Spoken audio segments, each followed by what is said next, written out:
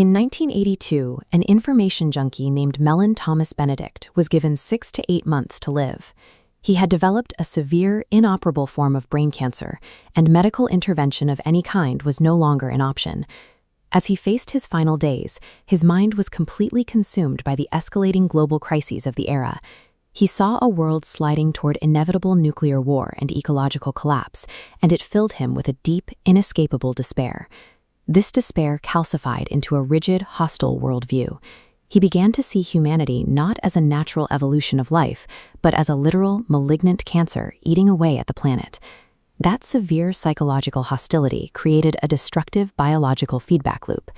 He would later conclude that by holding tightly to the belief that humanity was a disease, his own body responded in kind, manifesting that exact pathology in his brain. He held no religious beliefs to fall back on, leaving him completely alone with his diagnosis.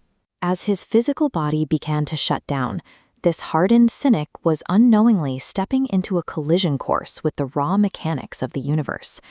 One morning, waking at 4:30, he sensed his organs were finally giving out. He woke his hospice caretaker, gave specific instructions to leave his corpse undisturbed for at least 6 hours after he passed, and went back to sleep. The next thing he registered was standing upright in the room. His physical body remained motionless in the bed below, yet his consciousness was fully intact, perceiving his entire surroundings with a hyper-vivid clarity that vastly surpassed normal waking life. With his vital signs gone, Benedict crossed over. For the next 90 minutes in real time, he would navigate one of the most expansive and heavily analyzed near-death experiences ever recorded. Almost immediately, he was drawn toward a brilliant, alluring light. But instead of surrendering to it, his analytical mind took over. He intuitively knew that merging with it meant permanent physical death, so he stopped moving and asked the light to explain itself before he committed. To his surprise, the process paused. The light communicated back, explaining that the archetypal figures and deities people see when they die are actually customizable feedback loops. The afterlife initially tailors itself to match the exact cultural expectations of the incoming soul. Pushing past these illusions, he asked to see the ultimate reality. The light organized itself into a massive mandala composed of the collective essence of every human soul. He saw that the core of human consciousness was inherently beautiful, and that human evil was not a permanent stain on the soul, but a temporary distortion caused by an acute lack of love. In a matter of moments, his identity underwent a total inversion. He stopped viewing himself as an infected organism clinging to a dying planet, and recognized his place as an eternal participant in a vast cosmic system. Emboldened by this understanding, he asked to see what lay beyond human illusion. He was given permission to ride an enormous stream of energy, what the light called the River of Life, and instantly rocketed away from Earth's orbit. Accelerating past the speed of light, he flew straight through the center of the galaxy. He observed that stars, planets, and even subatomic particles were not dead matter, but vibrating frequencies of living light. As his own awareness expanded to match his speed, he saw a physical galaxy bursting with diverse biological worlds.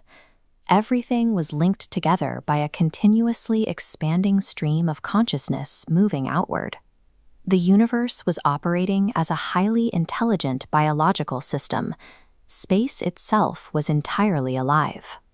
Eventually, his momentum carried him past the boundaries of physical creation and into a realm of profound stillness. He had crossed back over the origin of time, entering a space he called the void. This environment was pre-creation. It existed as a vacuum of absolute zero, devoid of any physical experience, yet it vibrated with the chaotic potential to form every possible reality. From this vantage point, he saw that our Big Bang was a localized event. It was just one expanding breath in an endless fractal cascade of universes constantly creating and recreating themselves simultaneously. The mechanics of existence suddenly made sense.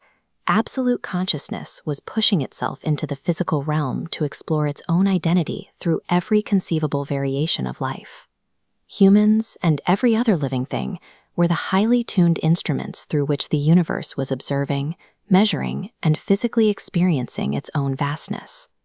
Having absorbed the scope of existence, it was time to re-enter the physical plane. He rode the stream back through a black hole, an enormous mechanism that recycled and reprocessed old universal energy into new systems. Without warning, he snapped violently back into a stiffened physical body. He tumbled out of bed with a loud crash, terrifying his hospice nurse, who had pronounced him dead an hour and a half earlier.